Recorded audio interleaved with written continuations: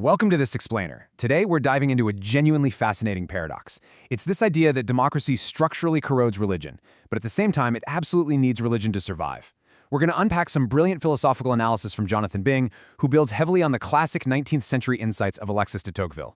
And stick with me here, because we're also going to look at a highly surprising historical solution to this exact problem, one that's been operating quietly, right in the background, for over 300 years. So, here is the big question. Can a free society keep its moral compass from just spinning out into pure materialism? Bakken argues that sure, democracy gives us incredible equality and freedom, which is great, but its structural forces naturally wear away at classical religious beliefs. This sets up a massive tension, right? Because democracy actually relies on the moral frameworks of religion to keep all of us from becoming completely absorbed in our own selfish, worldly pursuits. Barr points out that what we, in our modern democracies, call tolerance actually works to erode faith. Society basically pressures different faiths to sand off their distinctive, sometimes conflicting claims just so we can all coexist peacefully. And the result? Traditional religions get hollowed out. They become this, frankly, mushy goop of neutralized, lowest common denominator platitudes. As Tocqueville observed way back during his travels in America, this kind of harmony is often just masking a really deep underlying indifference toward the actual tenets of the faith. Now let's clearly define our terms here, because this is a vital distinction. Historically, toleration simply meant enduring something you believed was fundamentally wrong without persecuting it. You didn't have to like it, you just had to let it exist. But the modern, democratic meaning of toleration, it demands affirmation. It requires you to say that the opposing view is actually good and valid. I mean, think about it. Demanding this kind of affirmation goes straight for the soul. It acts as a radical, almost invisible form of intolerance against classical religions that make exclusive claims about ultimate truth.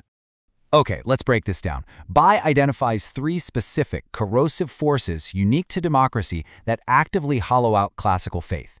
First up is toleration as forced affirmation, which we just talked about. Second is materialism. Because democracy opens up so much economic opportunity, it naturally turns our focus downward toward worldly advancement, kind of turning faith into prosperity theology. And the third force? Majoritarian coercion. This is basically the invisible tyranny of the crowd.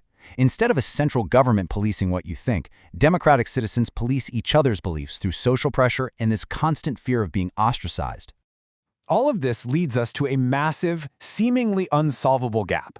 Society desperately needs an institution to teach things like delayed gratification, self-sacrifice, and the immortality of the soul. Without that, we just descend into pure selfish materialism. But right now, nothing really steps in to do this job without asking democracy to stop being a democracy. The market, it only cares about profit. The state, it can't mandate faith. So, who builds the bridge? Where exactly does a democratic society turn to find its moral anchor? Well, enter the Lodge. For 3 centuries, Freemasonry, commonly known as the Lodge, has quietly functioned as the exact democratic buffer that Bi is looking for. See, it's not a church, and it makes absolutely no market demands. It was built to do the very job Tocqueville said religion does for democracy, without ever asking a man to dilute his actual faith. Notice the direct contrast here. Instead of watering down beliefs to achieve harmony, the Lodge enforces strict silence on politics and religion. It achieves toleration through silence on the particulars, not by dissolving them. This literally allows Christian, Jewish, Muslim, and other men to kneel at the exact same altar while keeping their distinct, uncompromising private beliefs totally intact. So how does it tackle that second force, materialism? Well, while democracy pulls our focus constantly toward wealth and worldly advancement, the Lodge embeds specific, ritualized resistance. For example, it strictly prohibits using Lodge relationships for business solicitation. It obligates its members to provide relief with absolutely zero expectation of being paid back. And it uses stark memento mori symbols, like the skull and the hourglass, to keep mortality, not your net worth, front and center in a man's mind. And what about that third force, majoritarian coercion? The Lodge actually serves as a rare structural rebuttal to the invisible tyranny of the crowd policing our beliefs. It acts as a private room where a man's personal convictions aren't performed for an audience, they aren't up for a public vote, and they definitely can't be quietly punished by group opinion. It's essentially a sanctuary, perfectly positioned outside the reach of society's relentless social pressure. Looking at it historically, Bi notes that religion in America used to lean heavily on the nuclear family, what Tocqueville famously called a domestic monastery, to shelter individuals from materialistic forces.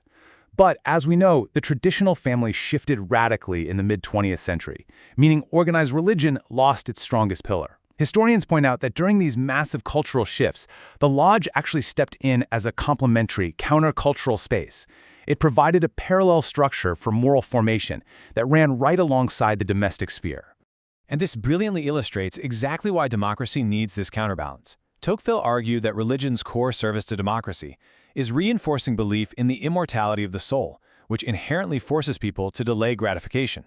Well, this exact progression is remarkably mirrored in the Lodge's central teachings, particularly in its third-degree allegory. It systematically forces members to confront their mortality, it inspires a hope beyond the physical world, and it practically demands the exercise of delayed gratification.